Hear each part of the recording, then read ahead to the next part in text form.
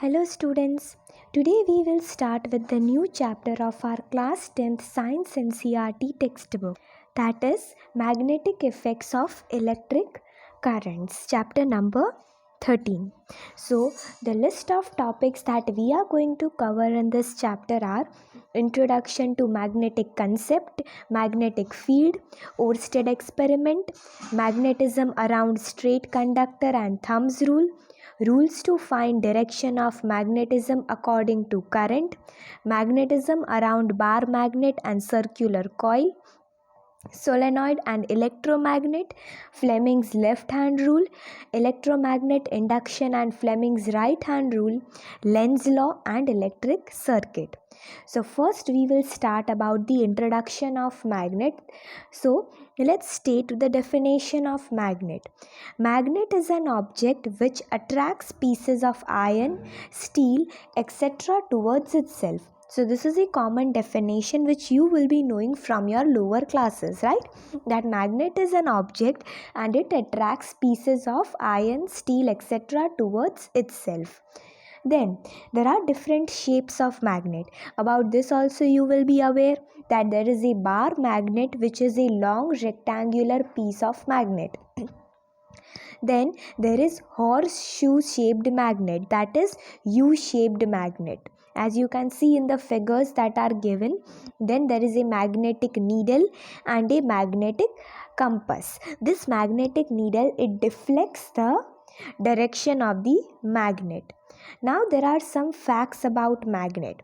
When magnet is freely suspended, it always aligns towards north-south direction.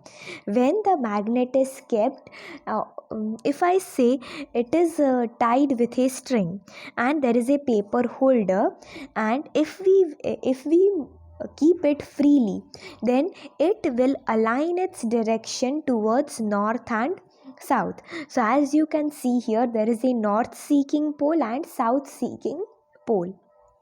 Then like poles of magnet will always repel each other and opposite poles will attract each other. That is, its north and south pole will north pole of one magnet and south pole of another magnet, it will attract each other, and north pole of one magnet and north pole of another magnet, they will repel each other. Similarly, south pole of one magnet and south pole of another magnet will also repel each other. Then magnet always exists as dipole, that is, it is always be as north and south.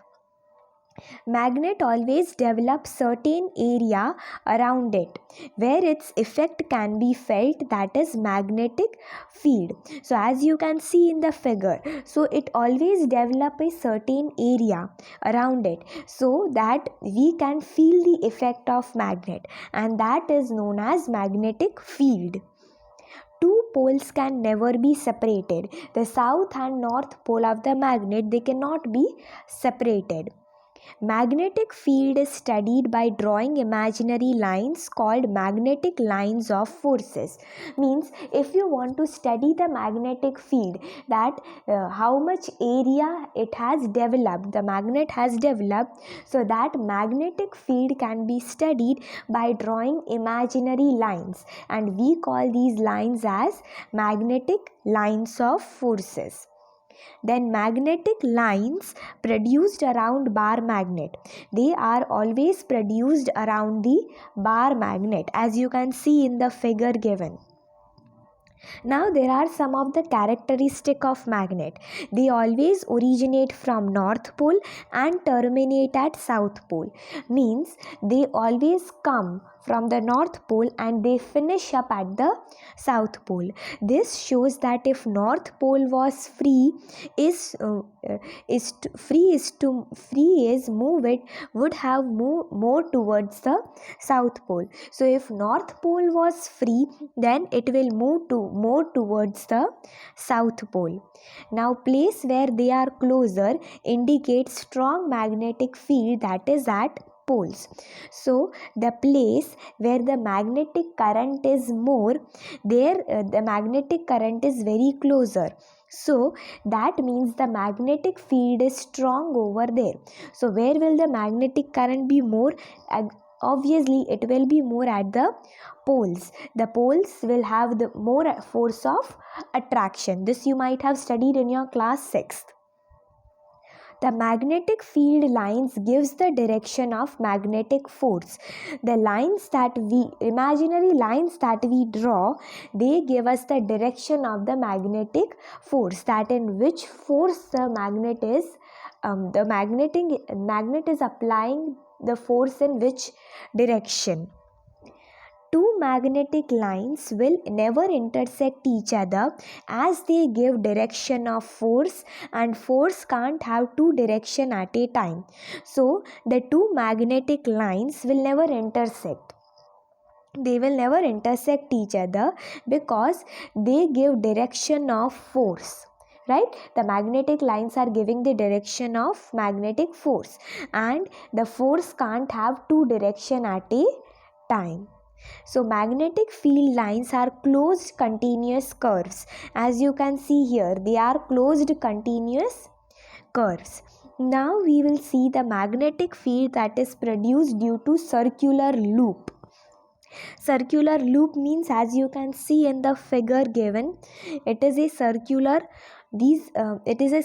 loop given, and on above that there is a circular coil which is carrying the current, and the magnetic lines of force are also shown. So the magnetic field that is produced around circular loop is also circular. So as we move away from loop, the concentric circle will become bigger. So the magnetic field is produced around the circular loop, right? There is a circular loop and the magnetic field is produced around that.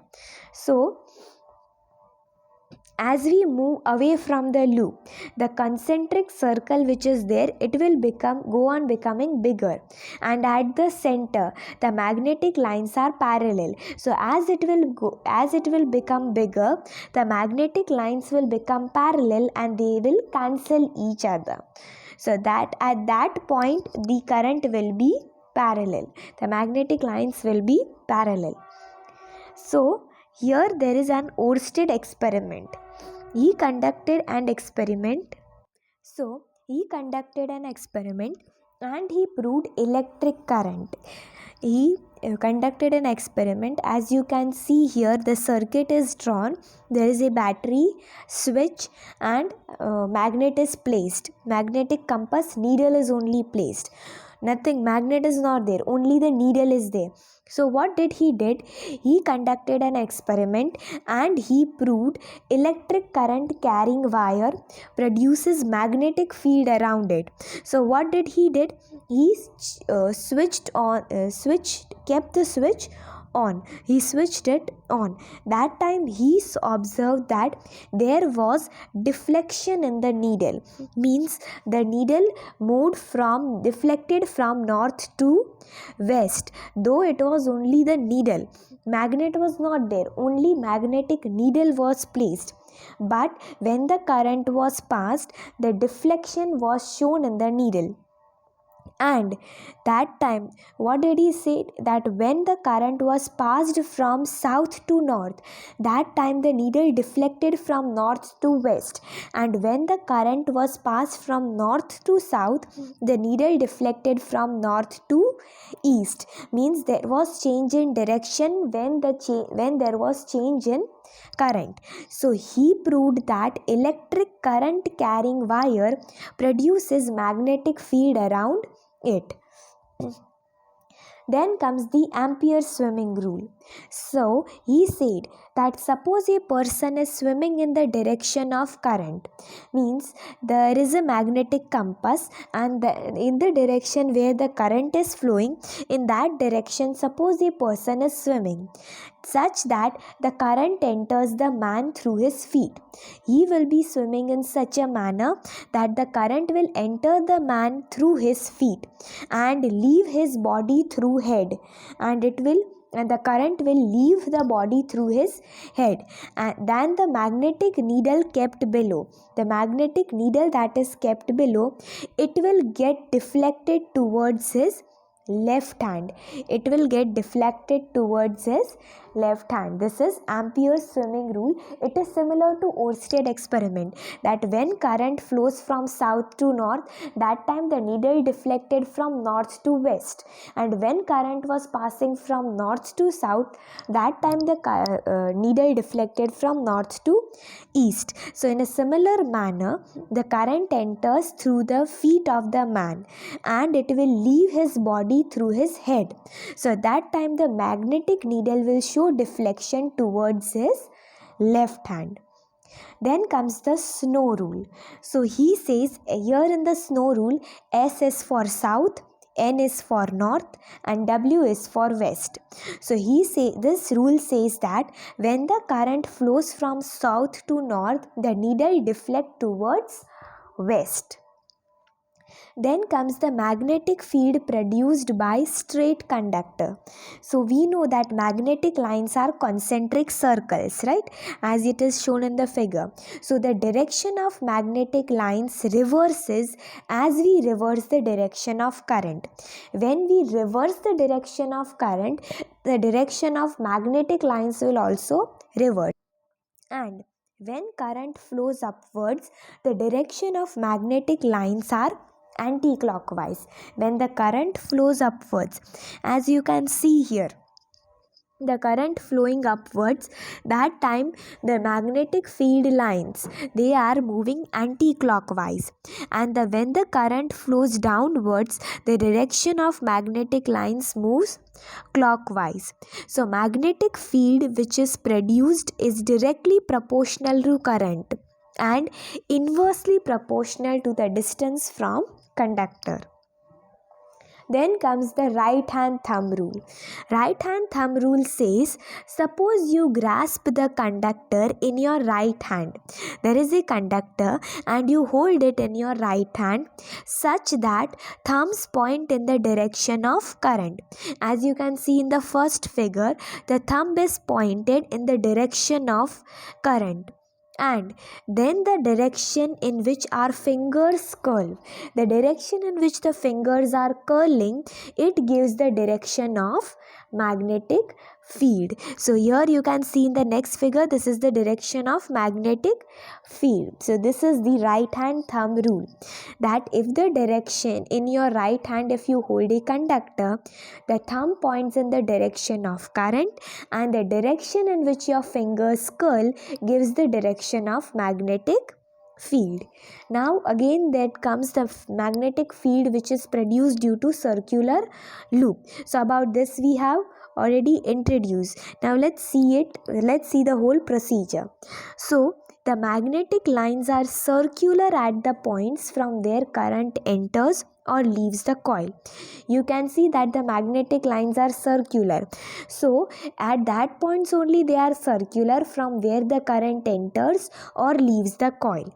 And within the space enclosed by coil, the space that is there between by the coil, the field lines are in same direction, and near the center of the coil the magnetic lines are almost parallel to each other. So at the center and at this near the center and at the center of the coil, the plane of magnetic field lines are at right angles. They are at right angles to the plane of circular coil, and the magnetic field that is produced is directly proportional to current and inversely proportional to distance from conductor. So the part from where the magnetic lines entering the coil which is facing us, that is considered as south pole and the other is north pole. So current flowing clockwise, where the current is flowing clockwise, that is south pole, and the other is north pole. Then comes magnetic field produced due to solenoid. So solenoid is a long coil containing large number of turns of copper wire. As you can see in the figure, solenoid is given, it contains large number of turns of copper wire. So when solenoid is connected to a battery and current is passed, that solenoid is connected with a battery and the current is passed through it, so that also produces magnetic field, which is similar to the magnetic field produced around bar magnet. So this solenoid will also produce the magnetic field which is similar to the magnetic field produced by bar magnet. That is, one side of solenoid acts as north pole and other as south pole. Now let's see the strength of magnetic field can be changed. How? By increasing the amount of current, then by increasing the number of turns of copper wire, then by decreasing the gap between turns of copper wire, and the nature of material used in making solenoid. So this was done by the magnetic field produced due to solenoid. So that's all for today's class. Thank you and have a great day.